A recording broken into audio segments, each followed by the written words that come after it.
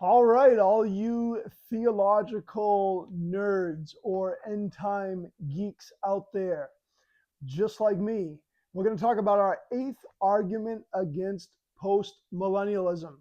Hopefully, I haven't bored you guys too much with these videos. I'm doing them in short spurts because doing all this at the same time would put even the most, I don't know, end times fanatic to sleep. So I'm doing it in small bites, and hopefully, I don't lose you. Hopefully, this is simple enough. Hopefully, I'm articulating it well enough so that we can all understand the arguments against postmillennialism and for premillennialism. So if this is the first video you've seen in this series, I'm going through all the arguments against postmillennialism. Postmillennialism is a big theological term that doesn't really mean much except for the fact that before Jesus comes at his second coming, before Jesus returns, his millennial kingdom will be set up on this earth. That's what postmillennialists believe. Premillennialists, such as myself, believe that after Jesus' second coming, after Jesus' return, then Jesus will set up his millennial kingdom on this earth. So I'm going to be talking about the eighth argument today against postmillennialism.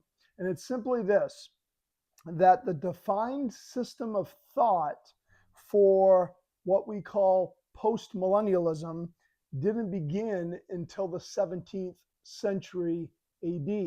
The 17th century AD. So the 1600s.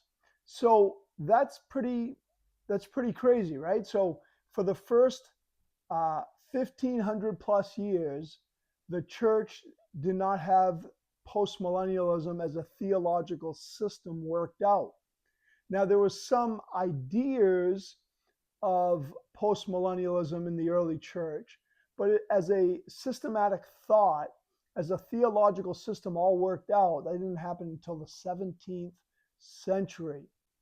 So roughly 1600 years after the church began. So that should throw up a red flag, folks. That should throw up a red flag, even though there were these ideas floating around in the early church that very, very few held to, that had pieces of postmillennialism believed or adhered to. The system of thought of what we call postmillennialism today did not exist for the first 1600 years of church history. So why do we believe that now, since the last 400 years, we have it all figured out, and for the first 1600 years, it was hidden from them, or they just weren't smart enough, or the Holy Spirit didn't reveal it, or they were just all deceived? I mean, I really struggle to believe a systematic theological system that wasn't discovered until the 17th century. That's a major red flag to me. Now, even more of a attack against postmillennialism is the fact that premillennialism, what is often called historic premillennialism or classic premillennialism, I would fall into that camp. They call it historical premillennialism or classic premillennialism because the early church, for the first few hundred years, the majority of the early church for the first few hundred years, for the first 300 years or so, they held to premillennialism. Now, it was often called Chiliasm or Chiliasm, is how it's often pronounced, depending on who's talking about it.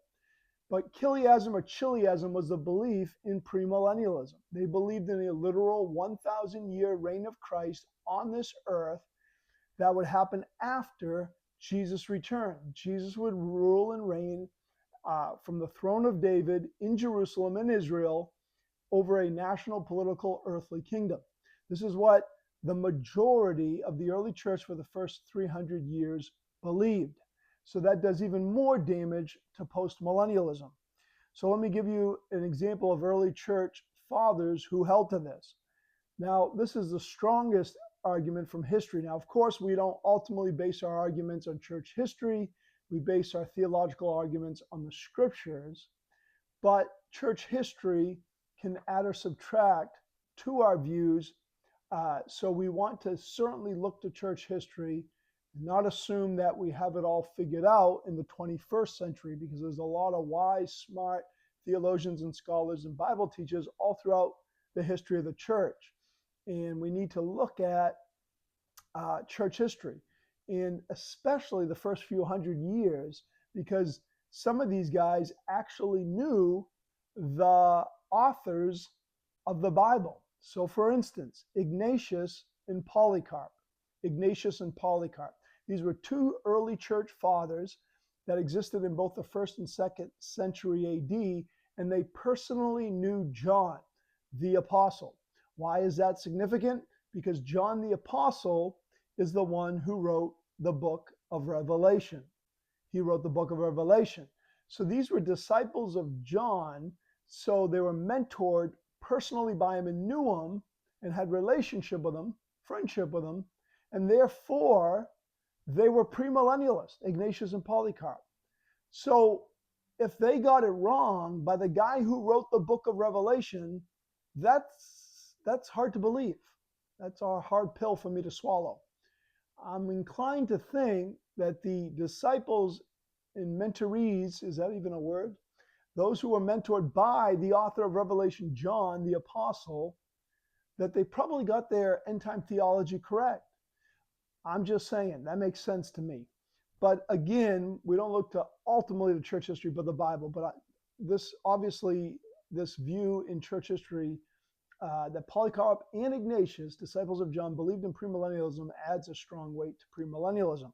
Now, other church fathers that held to it, and I'm not going to pronounce these names all correctly, forgive me in advance, but we got Papias of Hierapolis, I have no idea, Justin Martyr, Irenaeus, Tertullian. I mean, these were huge scholars and theologians in the day, early church fathers, Bible teachers, and church leaders. Anyways, we got Lactatius. I don't know if I'm saying this right. Victorinius, weird names, unique names. Nepos, Methodius, Commodian, Theophilus, Melito, I have no idea. And Hippolytus, I have no idea. I just butchered all those names. But anyways, my point is these early church fathers in the first 300 years of the church, they were all premillennialists. And not only them, the majority of the church were premillennialists. So by the end of the 4th century, what happened? By the end of the 4th century, so the end of the 300s AD, premillennialism was condemned by many in the church. Not all, but by many. Now, eventually it was brought back in the 19th and 20th centuries in a major way. And today, the prevalent view, the majority of Christians today believe in premillennialism. Certainly not postmillennialism or amillennialism, although there is a following in both the amillennialism and postmillennialist camps. Premillennialism is still the dominant view. My point in all of this is just that the early historical view held by the majority of the early church is premillennialism. It's certainly not postmillennialism. And postmillennialism as a theological system did not come about until the 17th century. Hope this video helped you guys. God bless.